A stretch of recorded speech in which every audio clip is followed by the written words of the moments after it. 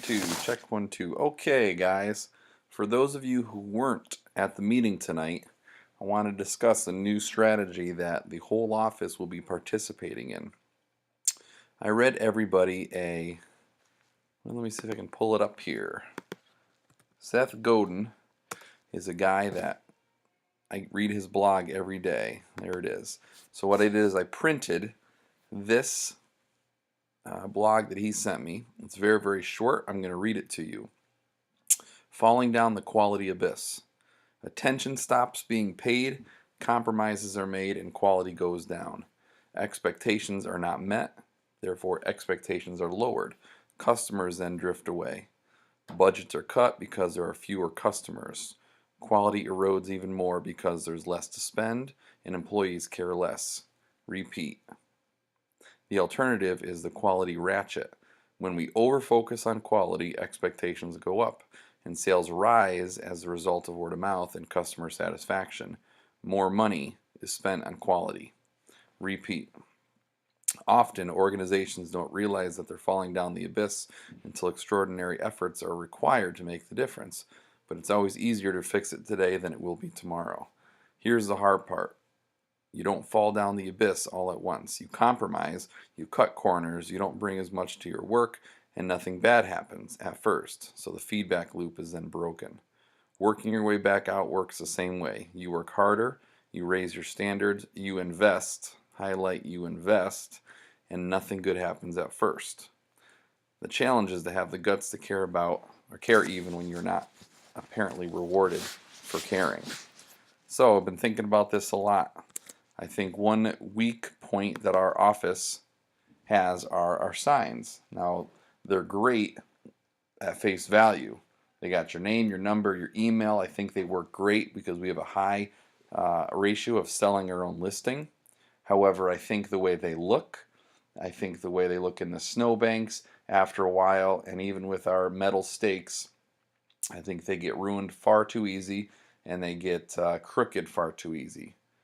And after 4 or 5 months, or even 6 months, when our sellers look out, see our raggedy old sign there, it's easy for them to say, well, I'm going to move on to somebody new.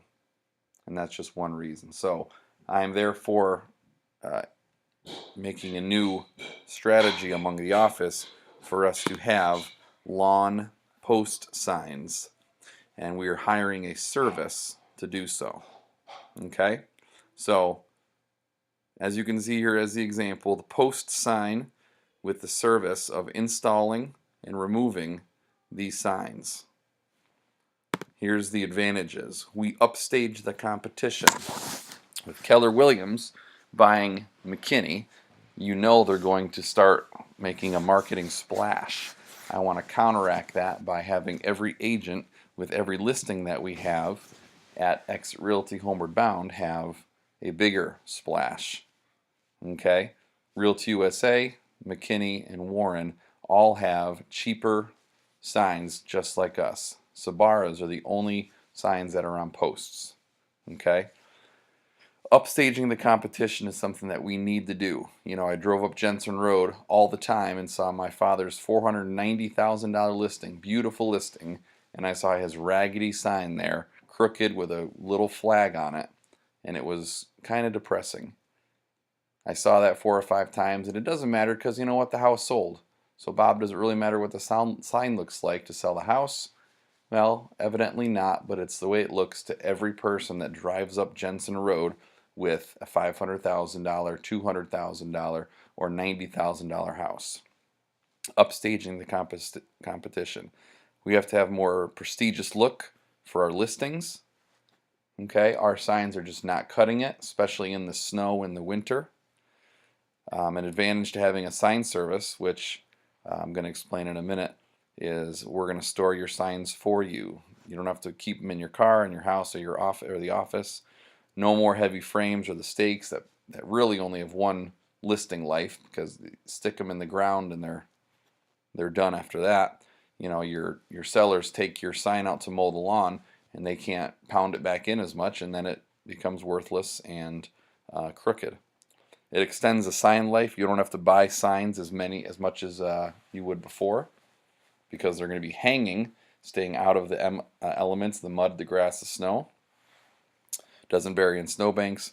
You have commercial sign possibilities with the service that we're going to be hiring, and it saves a possible trip to collect your signs. You know, your listing closes, and say it's 25 miles away. You don't have to go get it. Now, you do have to get your lockbox, unless it's something that we can convince the sign service guy to do, but they're not going to get a super box, so it'll save you a trip there. We are going to invest up and around $10,000 on the posts. You do not need to buy the posts. They're $67 each. We are buying them for our agents' listings. And you can use all your current signs. Okay? How are we going to execute this? Homeward Bound will rent a storage facility for all the posts and all the signs, all of your signs if you'd like us to. Every Monday and Thursday at 5 o'clock, the staff, which is Cheryl or the person played by Cheryl, will email our sign service the new listings for that time period. So if you throw in a listing Monday morning, she'll email it to the sign company for installation. They will be installing signs Tuesdays and Fridays. Okay, Tuesdays and Fridays are when signs will be installed or the posts will be installed. Well, Bob, I have a seller that would like a sign automatically right there that day. Well, what you do is you, just like before, you pound the sign in the ground with our stakes, and then on Tuesdays or Fridays, the sign company will come out and lift up your sign onto the post very easily. Your sold signs are still going to be your responsibility. The sign service will not put pending or price reduced bursts or anything like that. And of course, we have geographic locations or limitations. It's going to go Deposit, Marathon, Nichols, and for Gary, Northeast Pennsylvania. Unfortunately, we won't be able to service Oneonta or any of the things beyond that. It's just too far for the sign company. Doesn't mean we can't throw them a couple extra bucks on a day to go do that, but we just can't do that right off the bat with what it costs. To hit critical mass, every agent has to participate. Okay?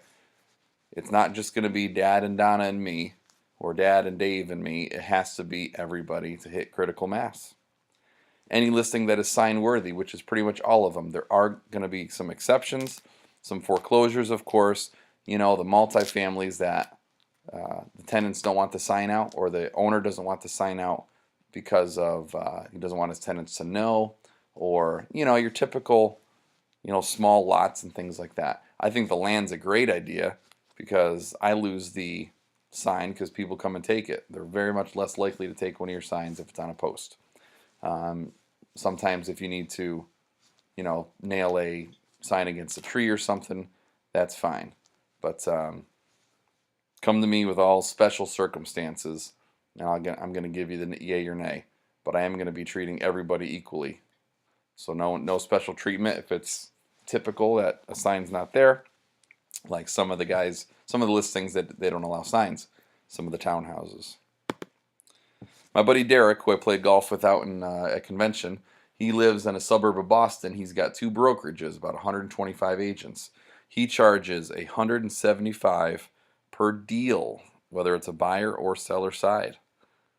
That includes a sign service and the E&O insurance, which is a couple bucks more than ours. Ours is $10 a deal or $9 a deal. His is probably $25. However, he charges $175 per deal. Whether it's a buyer or seller, that's the way he pays for it. Okay? Homeward Bound is going to invest up to $10,000 in all the posts, the feet, the accessories, and we're going to be paying the landscaping company. I actually found a landscaping company to do this, a monthly fee to install all of our signs and remove all of our signs. Also be investing in another storage unit. So unfortunately, we can't incur all the cost. So the new deal instead is $35 per listing. So a new listing is put in after January 2nd for the service to work. It's $35 per listing. You bring in 2 listings in the month of January, they will be installed and removed for $70.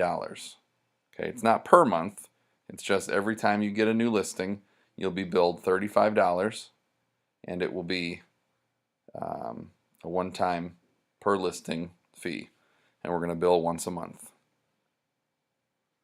Okay, I don't want you to focus on the dollar amount. I want you to focus on the service, on the expectation of the sellers, about your signs being used more effectively, and us upstaging the competition. It is a very, very minimal fee for the service that the sign service company will be providing, as well as we're buying all the posts. We have to buy an upwards of 150 posts for $67 each for this to work. Everything we've done in the past year, whether it's postcards or the trending topics, everything we've done has helped increase market share. We've gone from 7.5 to 10.8. Okay, 7.5 to 10.8. The goal is to increase market share. So let's do this together. Any questions, call me or come see me at the office. And also, any listing you have now, we'll be installing signs free of charge. So this is not retroactive. If you have 15 listings, we're going to install the signs for nothing. You will not be charged for those listings. Okay, any new listing after January 2nd you'll be charged $35 a listing for the signpost, installation, and removal. All right, thanks for watching. How do I stop this now? That is the question.